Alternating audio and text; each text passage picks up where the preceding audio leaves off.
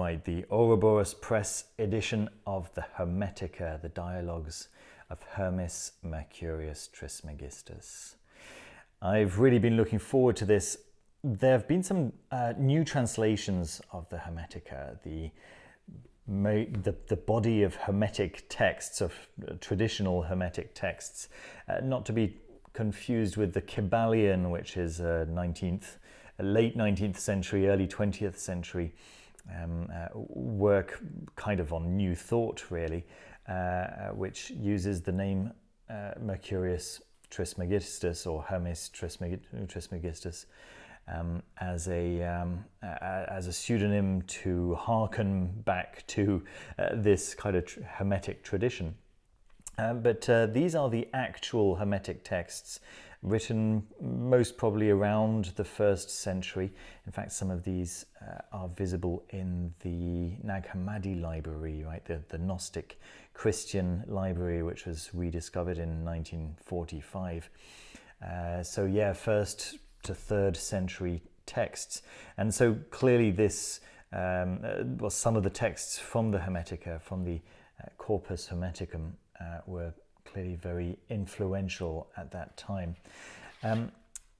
Ouroboros Press, you know, they're one of my very favorite publication houses. They've really got us used to some beautiful quality. This seems a little different. It's still very high quality. It's just that many of their earlier publications felt a lot more handmade, a lot more, how to say, artisanal than this. This does feel a little bit more mass market, if I'm 100% honest. It's still lovely, obviously. This is real material cloth, right? But it is kind of a plastified cloth. I say but, it's great that it's plastified cloth. It means that it'll be very sturdy and it'll last for a very long time, and that's exactly what I was buying into, to be 100% honest. However, you know, I kind of miss, I think I kind of miss the letterpress printed covers, the kind of the artisanal high GSM paper stock and so on and so forth. This is a little bit thinner. Yeah, as I say, it feels like a little step down from what we're used to, but since what I'm used to from them is way beyond what most other publishers were doing. This is just getting, I suppose, in line with other publishers at this point. And I think it's perfectly reasonable in terms of the outlay, the production of the book itself. It's great. It's functional. You can see there's no introduction. It goes straight into the Divine Pymander. The book is divided into 3 parts. The second part, of course, being very short. It's just 1 page, the Emerald Tablet, the Tabula Smaragdina. And then, so the first part is Poimandris. The second part, oh, am I going to get the front page? Yeah, maybe not. There's a frontispiece that I was looking for. Here it is, the Divine Pymander. Here we are. Then the Virgin of the World, which is just behind the Emerald Tablet there. Some really beautiful illustrations. Just a handful throughout the book.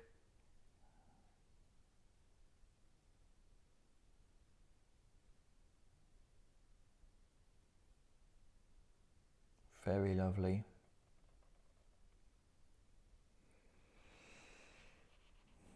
So yeah, these, let me see, if we go to the very back over here, there's a nice description of this particular translation. Here we are. So the Hermetica was translated from the Greek, Arabic and Latin by John Everard, Anna Bonus Kingford and Edward Maitland. While there's an academic edition of the Pymander in Brian Copenhaver's 1992 translation, the texts in this edition have exerted influence over Western esoteric practitioners for over 350 years, which is a very good point, right? Consequently, it retains a valuable place in understanding Hermetic currents of the modern era as they were expressed in British, European and American esoteric circles. There's so much in here that clearly has had a very central influence on the world of, well, Hermeticism, of course, but also alchemy. You might say that the two are rather intertwined and connected. Let me nevertheless give you an idea of the translation itself. You can see that it's very readable. Yeah, I mean, this is late 18th century, and the spelling has been normalized. The grammar has been kept, so we still get that really lovely Renaissance or end of Renaissance English. Enlightenment.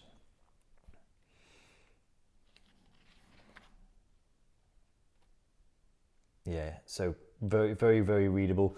The text itself, the font is gorgeous. The paper, you know, I was complaining that it's thinner than what they used to have, but it's still certainly not a problem, you know. I mean, it's still very very high quality.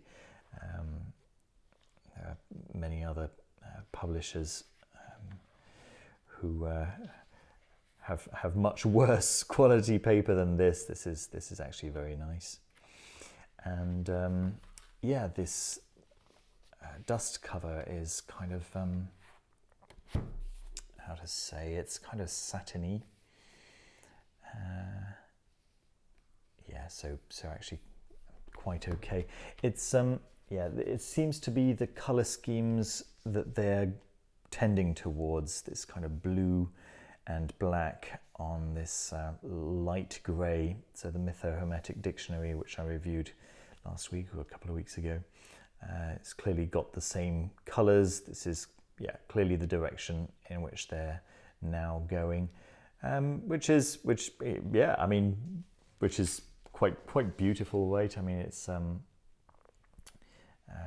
seeing the two of them together. Let me put them one on top of the other here.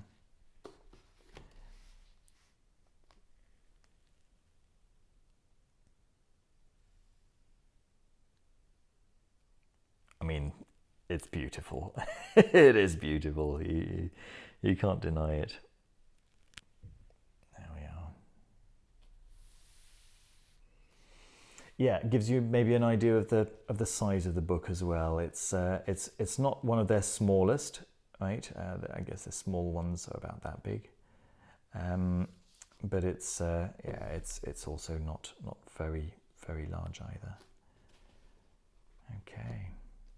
Well, I hope the video was useful for you guys. Don't forget to leave a thumbs up. Subscribe down below if you haven't done so already. Maybe some of you would like to see the table of contents. I'll show that to you now.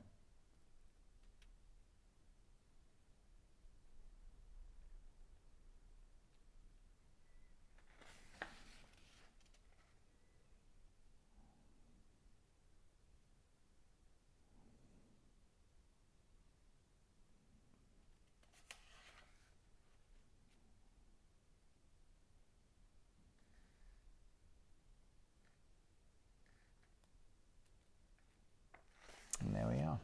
We get started with the book itself. Thanks very much for watching. See you very soon. Bye-bye.